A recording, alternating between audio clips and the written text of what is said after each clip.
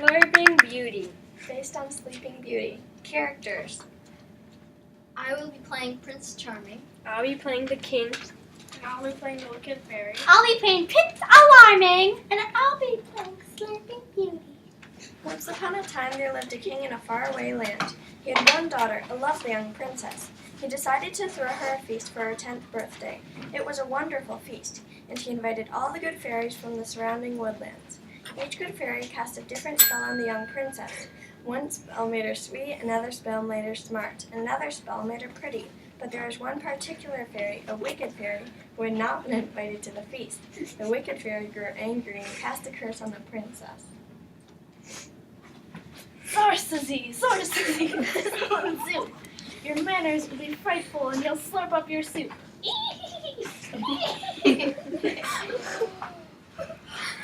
The king was horrified. He immediately issued a proclamation to try to keep the curse against his daughter from coming true. All spoons throughout the kingdom must be destroyed at once. Citizens of the land, gather up any and all bowls. Take them to the royal dump immediately. From this point forward, soup is outlawed in my kingdom. No more tomatoes, no more chicken and stars. Hear me by royal proclamation. There shall be no more soup.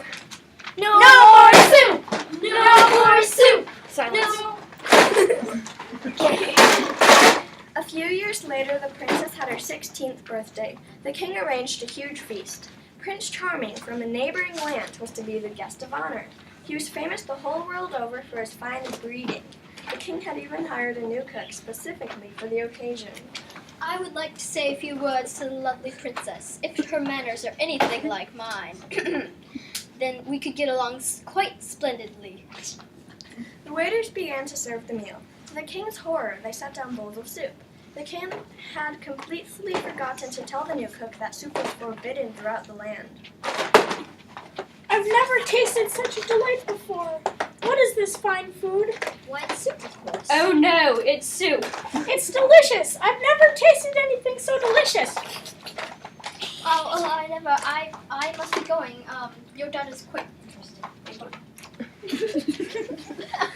The king was furious that the feast had gone so badly. The wicked fairy's curse had taken hold. Slurping Beauty had scared off Prince Charming with her terrible manners. Sure, Prince Charming was something of a snob, but what about the next young man who came to dinner? What if Slurping Beauty scared him off too?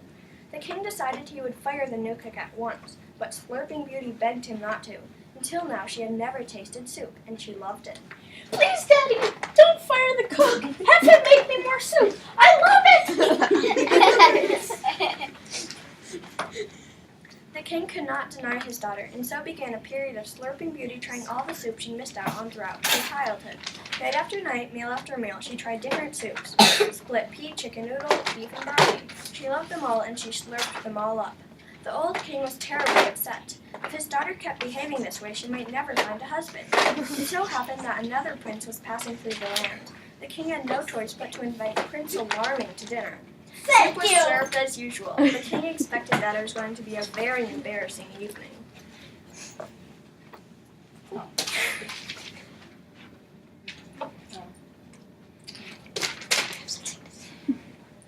I would like to say a riddle to the lovely princess. What did the flower say to the bee? Buzz off! Get it? Buzz off!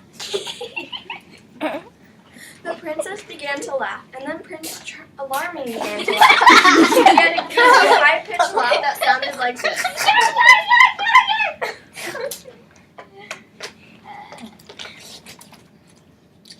Knock knock. Who's there? Lettuce. Lettuce who? Let us alone. Get it? Let us alone. Sleeping Beauty laughed so hard that soup came out of her nose. That made Prince Alarming laugh even harder. Sleeping Beauty didn't mind Prince Alarming's goofy laugh. In fact, she thought it was cute. Prince Alarming didn't mind the way Slurping Beauty ate her soup. She had a healthy appetite, he would say, always with a hearty laugh. The two rather enjoyed one another's funny habits. They fell in love and lived happily ever after.